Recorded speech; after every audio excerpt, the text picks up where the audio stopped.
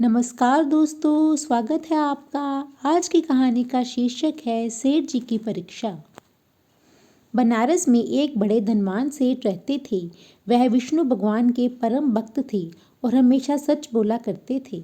एक बार जब भगवान सेठ जी की प्रशंसा कर रहे थे, तभी माँ लक्ष्मी ने कहा, स्वामी, आप इस सेठ की इतनी प्रशंसा किया करते हैं, क्यों ना आज उसकी परीक्षा ली जाए और जाना जाए कि क्या वह सचमुच इसके लायक है या नहीं।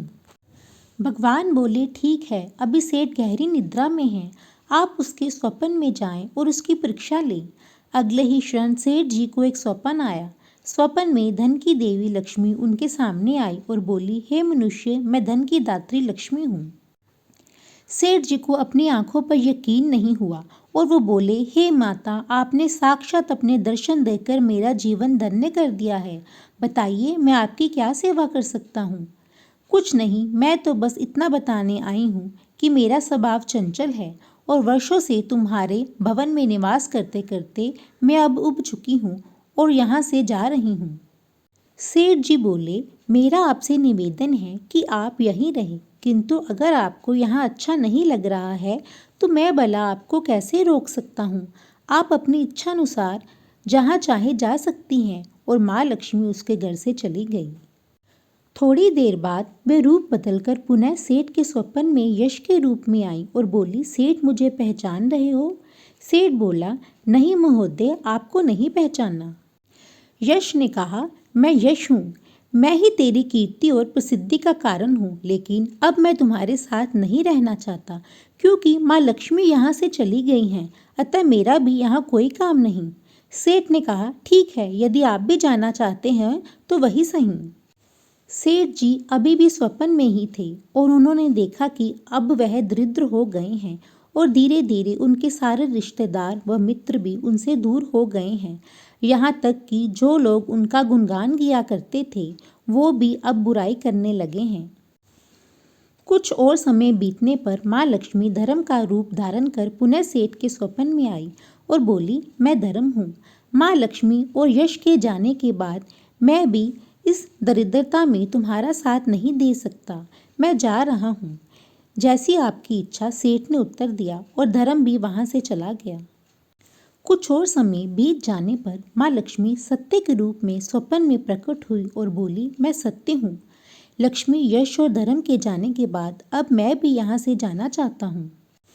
ऐसा सुन सेठ जी ने तुरंत सत्य के पांव पकड़ लिए और बोले, हे महाराज, मैं आपको नहीं जाने दूंगा। भले ही सब मेरा साथ छोड़ दें, मुझे त्याग दें, पर कृपा आप ऐसा मत कीजिए। सत्य के बिना मैं एक क्षण नहीं रह सकता। यदि आप चले जाएंगे तो मैं तत्काल ही अपने प्राण त्याग दूंगा। सत्य ने प्रश्न किया, लेकिन तुमने बाकी तीनों को बड़ी आसानी से जाने दिया, उन्हें क्यों नहीं रोका। सेठ जी बोले, मेरे लिए वो तीनों भी बहुत महत्व रखते हैं, लेकिन उन तीनों के बिना भी मैं भगवान के नाम का जाप करते करते उद्देश्यपूर्ण जीवन जी सकता हूँ। परंतु यदि आप चले गए तो मेरे जीवन में झूठ प्रवेश कर जाएगा और मेरी वाणी अशुद्ध हो जाएगी। भला ऐसी वाणी से मैं अपने भगवान की वंदना कैसे कर सकूँगा। मैं तो किसी भी कीमत पर आपके बिना नहीं रह सकता। सेठ जी का उत्तर सुन सत्य प्रसन्न हो गया और उसने कहा, तुम्हारी अटूट भक्ति ने मुझे यहाँ रुकने पर विवश कर दिया और अब मैं यहाँ से कभी नहीं जाऊँगा। और ऐसा कहते हुए सत्य अंतर्ध्यान हो गया।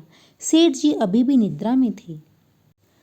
थोड़ी देर बाद स्वप्न में धर्म वापस आया और बोला, मैं अब तुम्हारे पास ही रहूँगा, क्योंकि यहाँ सत्य का निवास है। सेठ जी ने प्रसन्नतापूर्वक धर्म का स्वागत किया। उसके तुरंत बाद यश भी लौट आया और बोला, जहाँ सत्य और धर्म है वहाँ यश स्वतः ही आ जाता है, इसलिए अब मैं भी तुम्हारे साथ ही रहूँगा। सेठ जी ने यश की भी आव भगत की और अंत में माँ लक्ष्मी आई। उन्हें देखते ही सेठ जी नतमस्तक होकर बोले, हे देवी, क्या आप भी पुनः मुझ पर कृपा करेंगी।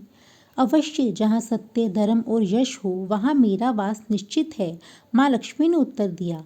यह सुनते ही सेठ जी की नींद खुली। उन्हें यह सब स्वप्न लगा, पर वास्तविकता में वह एक बड़ी परीक्षा से उत्तीर्ण होकर निकले थे। मित्रों, हमें भी हमेशा याद रखना चाहिए कि जहाँ सत्य का निवास होता है वहाँ यश, धर्म और लक्ष्मी का निवास स्वतः ही हो जाता है। सत्य है तो सिद्धि, प्रसिद्धि और समृद्धि है।